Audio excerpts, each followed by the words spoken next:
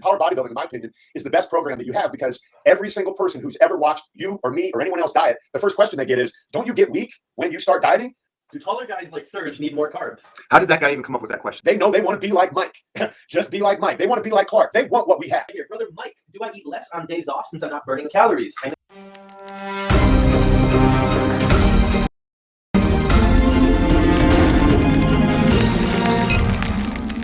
If I post, the actor, my craft and how I do the process and how I go through this, they're taking away something that is my art, and it kind of diminishes it a bit, and it takes away that pureness or the mystery of it.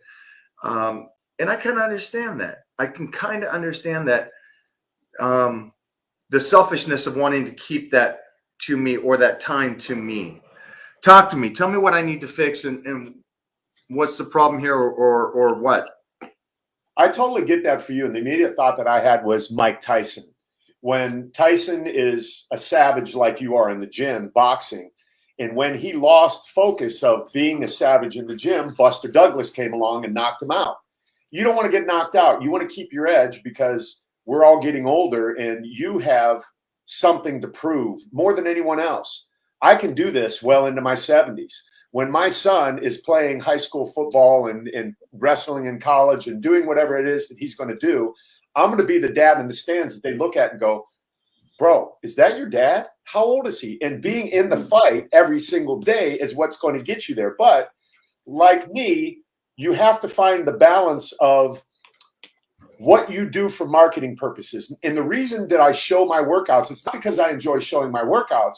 It's because it's the necessary evil in the social media. It's a platform where all of these men over 50 around the world who are looking for an example can find me and go, wow. Like yesterday, for example, I don't know if you saw, and I used you. I got to tell you, this is really funny. So did you see me doing the ab rollouts and I challenged my son and his buddy? So of course, you know, I did it. I win. This trainer is across the gym and he stops in his tracks and goes, oh my God, dude, that's freaking awesome. And then he immediately changed gears and he goes, it's because you're short. I got longer arms. That's why I can't do it. And I turned around and I said, Mike OHearn can do it. And then Mitch goes, well, he's an exception to the rule. Why? He's 6'2", 6'3". He's got long arms and long legs. He can do it. Okay, forget about me. So I said, I'm calling in my big brother to fight for me. You know what I mean? So, but what happened was I get all of these people seeing me online going, how old is this guy? He's 58. I'm looking for a coach. I'm looking for inspiration. I'm looking for something. So in the grand scheme of it, that's how I view social media for me.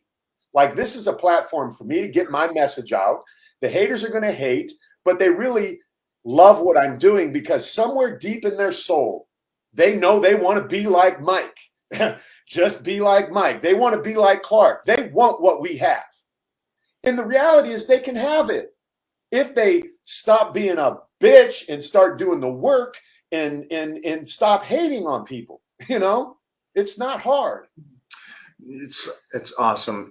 That's a great point. I think for me, you're right. We have these chips on the shoulder and stuff, and I got to keep it in check and use it just for good. But it's that little bit of negativity that gets me sometimes. But I do want to share it. Because my power bodybuilding came about because I started with Jeet Kune Do as a kid.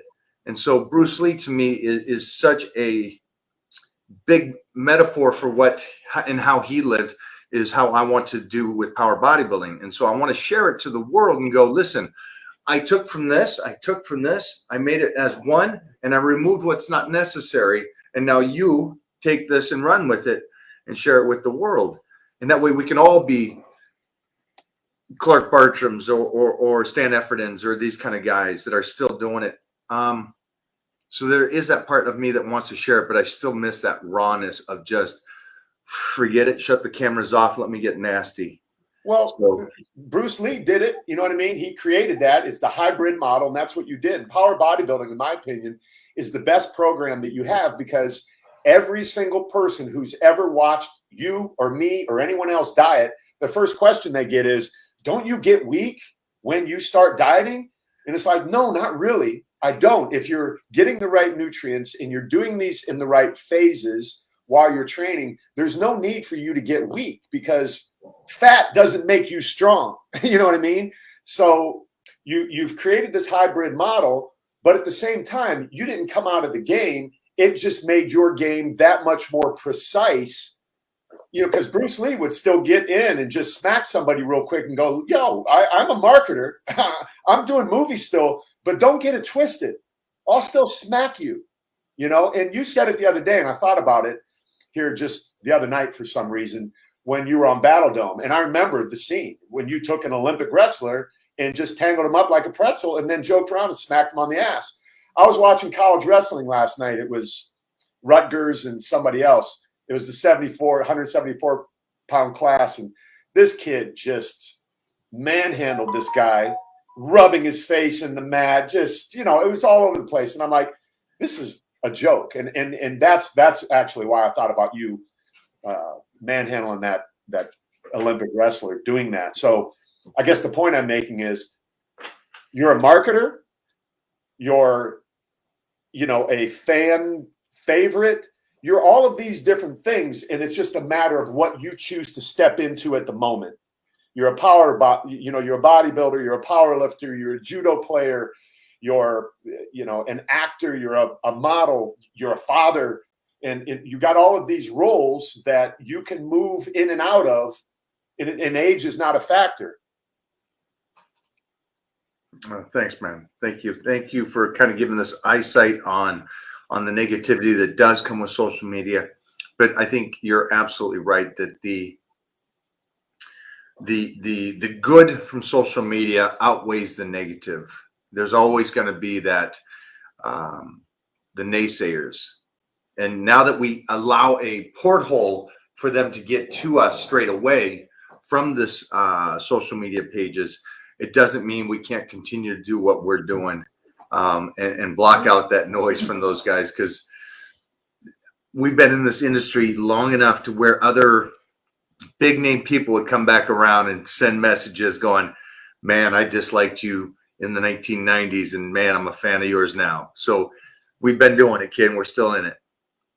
Yeah, you know, it's funny to see the amount of people that have come and gone, that were flashes in the pan, that aren't even in shape today, that are trying to get back in shape because they see the opportunity in social media. They see that maybe if I make a comeback, I can start making money, because it's easy to get in front of people and just start preaching this message. And, you know, it might be a pure desire to do that, but at the same time, you know, there's something that's to be said about having, you know, you refer to this all the time, longevity in a career and doing this. Someone said to me the other day, I can't remember who it was, but she said, it was a female. She said, you know, Clark, you're one of the only people. Oh, it was a girl I modeled with the other day, Stacy. She goes, you're one of the only people I know that's actually made a living and raised a family in the fitness industry. And I have. You know, I told my son just now, we went to lunch, we trained and we went to lunch, and I told him how much money I made off of TikTok last year, and he tripped out. He's like, are you kidding me? And I'm like, no, you know, yeah, that's awesome. That's awesome. We're going to do a rapid fire here. We got a couple minutes. You and I both got phone calls. I'm going to pull Jeffrey back in here. We got a rapid fire here. We got some questions down the side here. Jeffrey, as quick as you can. Here, brother Mike, do I eat less on days off since I'm not burning calories? I know you hate this question. Clark, will you answer that first, please? Why do I eat less on days off when No. There's no why there. There's no why. You are blind as a bat, Batman. Do I eat less on days off since I'm not burning calories? No, just continue to eat. Bam, on to the next Okay, one. no. Let me answer that. Who says you're not burning calories on a day off? Do you wake up and float around? That's pretty impressive, man. Come on, you can use that picture and ask that question. Of course you would. It's your one day to recover. Eat your freaking calories. Yeah. Next. Do taller guys like Serge need more carbs? How did that guy even come up with that question? But Serge is only 120 pounds. It doesn't matter how tall he is. Maybe that's a good question after all. No, taller guys, depending on your weight and whatever it is, you got to eat more. me see one more question and I can't put it up. Oh, you got to put it I up. just can't put it up. You fighting? You're fighting it? I just can't put that up. I just can't put that up. Wow. Wow. See what I just did? I ruined the live. Clark, you answer this. What's the difference between engaged muscles and flexed muscles? Engaged muscles and flex muscles. So I did a lat pull down. You're gonna freaking die on this. I did a lat pull down the other day, right? Okay. And there was trainers, certified, and there was college graduates going on there going, he's joking with you guys. He's trolling you. That doesn't work the lats. Lat pull Lat pull down doesn't work lats. I was mind blown. I'm like, you guys, that percentage of society will never. There's our diggers. Those are going to be the guys that have no comprehension of life. See, it's unfortunate that so many people are too smart for this industry. And I talked about this the other day. I don't use certain words that the industry has grabbed a hold of. And I'm not trying to impress anyone with my intellect because I'm not that smart of a guy. I go into the gym, and if I feel lat pull downs working my lats, it's working my lats. And it doesn't matter what angle I'm at because I know my body well enough. And I watch your videos, and Mike has found a way, now helping somebody else find it for themselves. That's where the art comes into this, and really being able to teach, and you're touching and do this sort of thing. Tell these guys to hook up EMGs to the muscles and see if lat pull downs don't work, and tell them to shut up and go into the gym and do them. I'm tired of smart people, man. Yeah, it's a crazy thing. So just to answer your question here, no, pull-ups doesn't work your upper chest. It's just absolutely I don't know. That is Mike, how many pull-ups can you do, by the way? Like 20? Who? You. Me, the best I've ever done was 35 and 30 seconds. Yeah, but and that was 270. Yes. Yeah, and I beat everybody. Ulysses was in New York when he tried out for Battle Dome, and he goes, "What's the best pull-ups? I'm going to set it. I'm going to set the record." And they go, "Well, Mike OHearn in California did 35 and 30 seconds." He goes, and he told me that story the other day when he tried out, and I was like, yeah, there was three guys holding the machine down because the machine started shaking. I could do 25, Clark. Yeah, see, so we just busted two myths just right now, that women can't do pull-ups. And body weight is a factor when it comes to doing pull-ups. That's why someone would go, "Well, I'm too heavy to do pull-ups."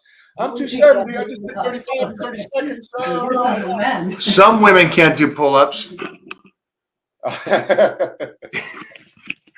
All right, man. Thank you. Thanks for hanging out today. I appreciate it. We're gonna put the little Batman. One question. Oh, am I supposed to look like that at 58? No, you're Sit not. down, just ate a freaking burrito bowl from Chipotle. If you want to sponsor me, come on, Chipotle, I'll take it. How did you not have a Titan burrito? Because I don't have any. You don't have Todd's number? I do. I need some Titan burritos at the crib. Oh, has yeah. avocado been added to the Titan burrito? Is that what I heard? Come on, man. Come on. Hey, what's your are you using Facebook fan page? Have you talked to him yet? No, he's next on my list. He's next on the list. Mo's gonna call you after your thing. I'm using OnlyFans. He's OnlyFans. Dude, you got me on there. I'm your OnlyFans. Do eat less on your days off. That was it. Clark, go play. Have a great day today, brother. Clark, call me. Clark, call her. Okay, I'm on it. Okay. Thank you, guys. Peace out, everybody.